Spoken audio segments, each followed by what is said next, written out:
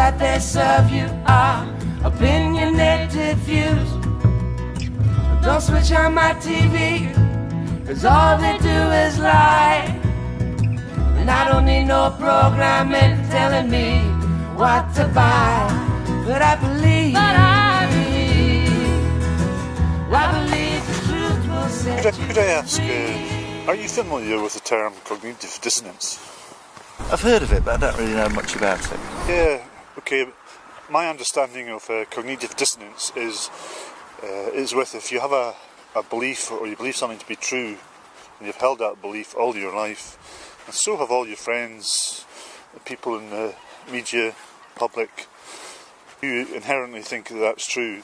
With that in mind, I'm going to ask you a question about what you've been told all your life, is that you live in a spinning ball earth. Now, what have I said to you that we didn't live in a spinning ball earth? Yeah, well, I suppose really the first thought is to dismiss it out of hand because of all the science you hear and what you read and what you're taught in school. So I suppose initially, without any further substance to it, I'd kind of would dismiss it, I'm afraid. Would your reply have been the same if I hadn't explained my understanding of cognitive dissonance beforehand? Yeah, I think, Yeah. I think I probably would have done, yeah. I mean, my natural instinct would have been, because of what I've been taught and because of the science and things, that I'd naturally think that was true. And someone giving another sort of idea wouldn't necessarily be so unless you could back it up with a little bit more, maybe even history of it, you know. But or evidence. Or evidence, yeah. Have you ever experienced any spin yourself? No, but I imagine that it was going so slowly that you wouldn't do.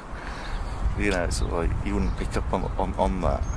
But so what are they saying? That it is still a ball or a sphere, but it's just not spinning? Is that what you're implying? Or? No, well, I'm implying it's not even a ball. But oh, okay. Yeah. Do you know Neil deGrasse Tyson?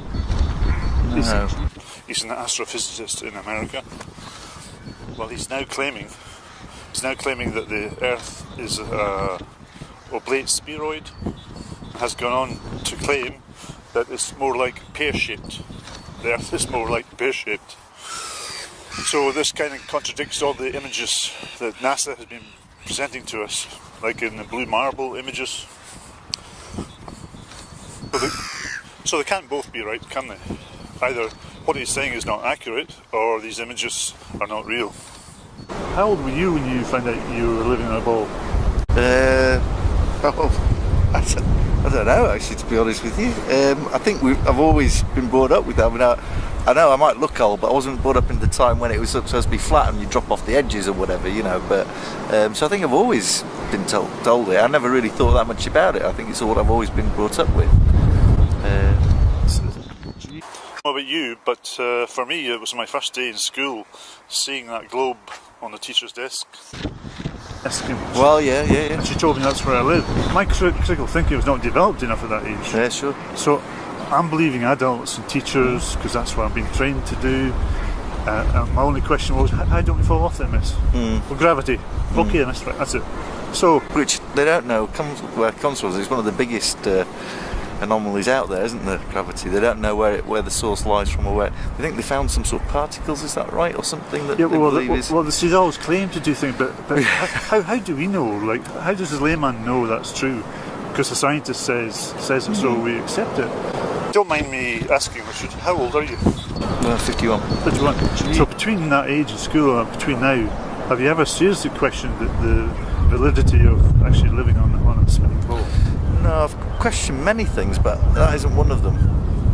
Again, probably because you see so much weight of evidence coming through the papers and, you know, what you read and everything else, that you kind of just think, well, that's always been the case, you know. But and our social conditioning of the BBC showing us a spinning ball almost daily. Oh yes, reiterating that you live in a ball. Yeah, absolutely, yeah.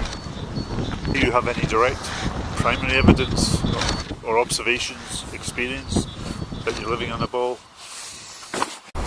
No, again, only from the pictures that you see, and but I mean, there's no verification. I mean, it's you could question anything, and when it comes down to a science sort of situation, I think you'll always get some people who can argue an alternative to it.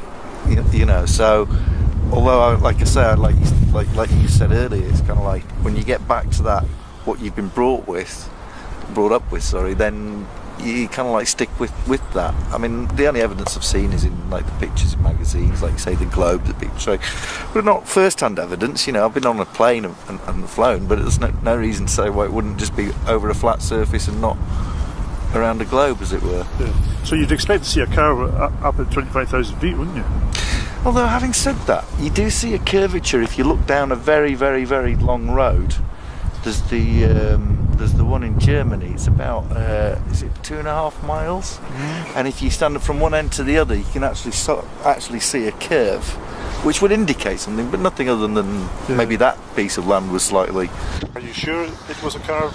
Has anybody ever zoomed in? Jesus Christ! Yeah, because they were doing some cars testing or something on it. Could that not have anything to do with the atmosphere and the distance and perspective? Potentially, yeah, it could do. Like you get heat hazes and all that sort of stuff. Yeah. But there's actually literally hundreds of videos on YouTube about, you know, when people claim to see the boat going over the horizon, and it's gone over, so it's completely out of sight. And somebody comes along with a video or a telescope and say, "No, look," and the bottom of the boat comes back into view. So it's not going over the curvature. It's just a line of sight. You can't see that far, and it becomes so small on the horizon that you lose. Yeah, it's a matter of perspective rather than going over the edge. So, and the people that claim that the boats go over the edge, then say the Earth's too big to see the curve. So they can't have it both ways. And when they say that the ship was going over, or you can see the curvature, or even that road you mentioned, if you can see the curvature at the end, then taking that information forward, I should be able to see that curve to my right, to my left, and behind me if I was on the ball, wouldn't I? Yeah, you'd have to have like a long straight or flat for it to be able to do it, because it's like around here you wouldn't be able to get that, would you? No. But say it would have to be a very large flat area. Let's say like you're on the salt flats in America or something. Yeah. Surely the curvature would be at the 4 angles of where you are. But that never happens. It's always out in front of us. But, why not to the sides or to the back? So you're saying, well, you look that way, you see it, but if you look that way, you don't. Well, you should be able to see it on all, shouldn't you? Well, it would go against physics of a ball, wouldn't it, if we didn't see it left to right and back. So it's unscientific to say it's just out in front of us. And also, like NASA, all these alleged photographs, they actually refer to them as images. Did you know that? Not photographs. Yes, I do. Yeah. Because they're composites. They're not. NASA actually admit they're composites. Oh, okay. There's a guy, I keep forgetting his name, but he's on YouTube and he's given an interview, and he created the Blue Marble shots, and he actually claims that they're composites put together. They're not actual photographs. So we have no photograph of the Earth, no real photograph, and you've got the Hubble telescope, alleged satellites, alleged International Space Station. Why have we not got 24/7 of a revolving Earth showing the rapid weather patterns and lightning? And we don't have that. Don't you think we should? I think you should be able to, surely. Does Google Earth not have anything like that, or? No, I don't really. Not a live feed of 24/7. No. Right. No, I don't see why they shouldn't do. Or they shouldn't be able to if that's what's there. Yeah, and I'd also ask, do you know how rockets propel themselves in a vacuum? I thought that the movement as they went into that vacuum then continues on that same trajectory. So they're already moving when they go into the vacuum, and then because of that they automatically just move through it. Yeah, and how would they come back then? Oh, I see what you're saying. Yeah, so like if you're going off in one direction, then how does it stop? And I'm sure you get reverse. I don't know. Reverse sounds like something else Star Trek, doesn't it? Reverse booster Scotty. I mean. So you reckon maybe satellites don't exist in that respect? If you go and search for live video evidence of satellite in space, you won't see any. Okay. All you see is composites or CGI. Yeah. They won't actually show you a... No, they're obviously cartoons, and that's... And, NASA are getting like $67 billion a year. Private company as well, you know. Yes, but they're not even state-owned, I know. and they're getting all that money from the government. Yeah. Well, our money, our tax-paying money, Yeah. for presenting us with cartoons. I mean, all that money could be put to better use, don't you think? Like the poor, for hospitals, for schools, or helping the elderly. Mind you, if they did keep the money and didn't do that and did keep the money, they'd still waste it. No, They would. Absolutely, yes. They wouldn't do the right thing. At least if people would know honestly where the money's going to, Right, yeah, and not going to these buggers who are just raking in these money. dark organisations that are kind of like... Let's say what I'm saying is true, that we're not on a ball and all that's fabricated stuff about space travel and stuff. I mean, that would be like us living in the Matrix, wouldn't it? Absolutely, yeah. It's like a universe they devised for you sort of thing that you then just sort of fit into and don't question. Yeah, absolutely. And it's not fact. There's no evidence that we live in a spinning ball. Yeah, they don't give an alternative to anything. They just say this is what it is. Absolutely. And you've got to deal. Well, that's what you live with then. Yeah. Although we were given two theories of how we and Earth came to be, evolution and creation. Both two theories which never satisfied my question. Quite add up. Yeah, exactly. Well, yeah, and I think those two theories are simply distractions from the real truth of the matter. Don't buy creation or evolution. It just never satisfied my question. Yeah, what do you recommend looking on YouTube? Because I'll do that. I'll have a little look around and see what would you recommend. I'm part of a channel that we go out on the streets doing interviews, and it's called Beyond the Imaginary Curve. Okay. My friend started it up, so if you Beyond the Imaginary Curve. Yes. Okay. It's a good title for it. Yeah, absolutely. And there's a vast amount of other YouTube videos challenging the globe model and supplying a lot of evidence. One that influenced me early on was Eric Dubé's 200 Proofs. He lists 200 examples of why the Earth is not a globe. I think you'd find that particular video very interesting. I remember someone said to me that the Earth was flat. I find that very hard to believe. Then again, I was very keen to go off and research the subject and come back and try to prove, look, we do live in a ball. And you know what? The more I read and watched presentations, the more I began to question my own beliefs and my own thinking. Until I came to a point and thought, perhaps what I thought was true is not true. Perhaps I've been fooled. Then I think it's good to be able to admit to yourself that you got it wrong. You realise there's more out there than you realise. Yeah, I've been fooled. And I think it's good if we're able to admit to ourselves that no, we got it wrong. I was wrong. I was fooled.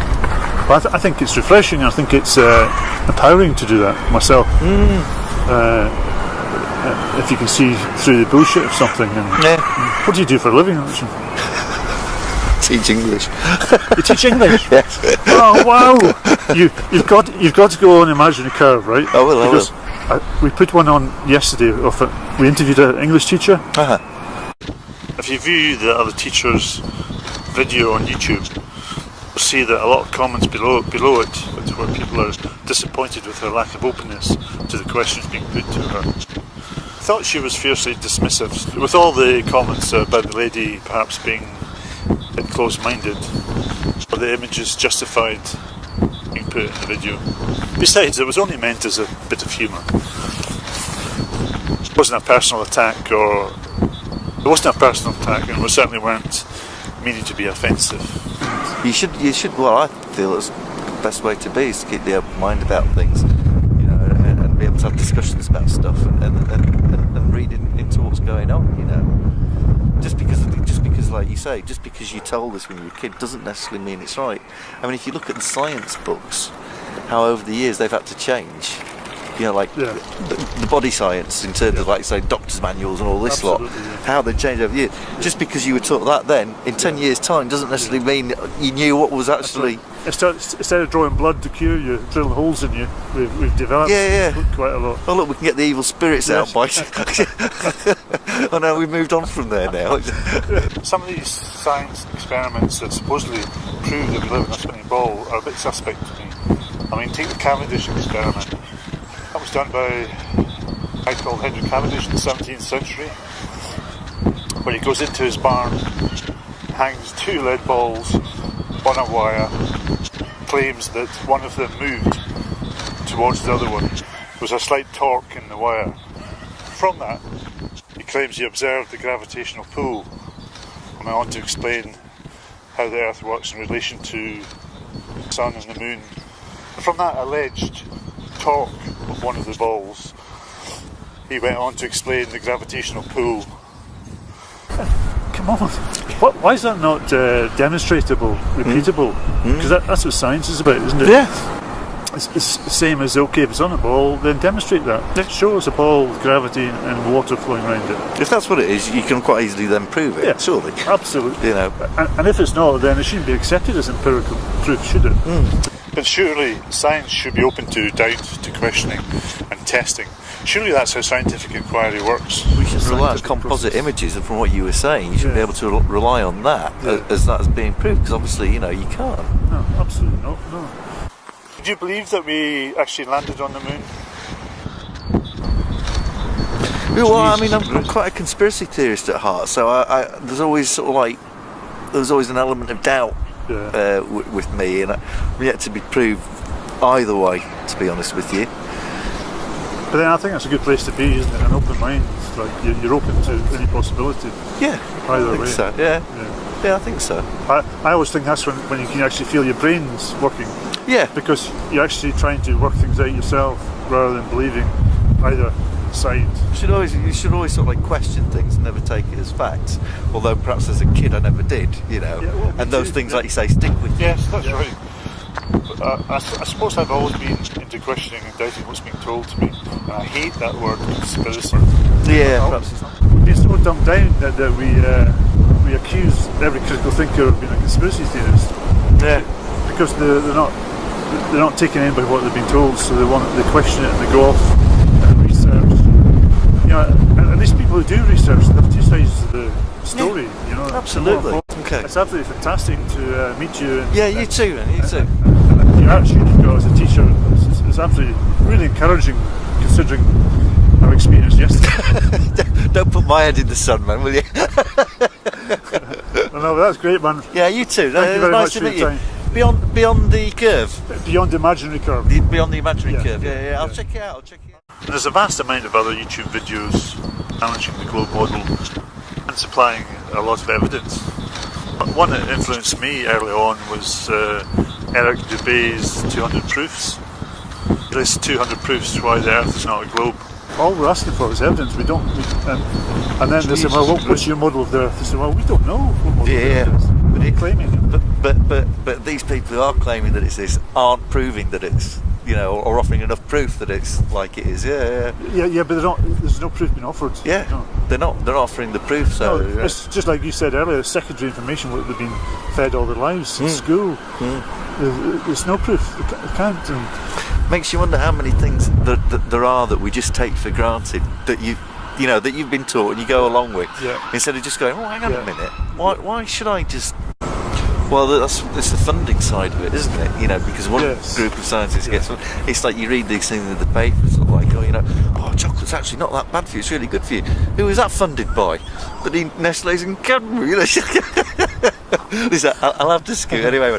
Lovely chatting to you. Really nice chatting to you. Thanks very much. All the best with it all, mate. Beyond the imaginary curve. I'll be on it.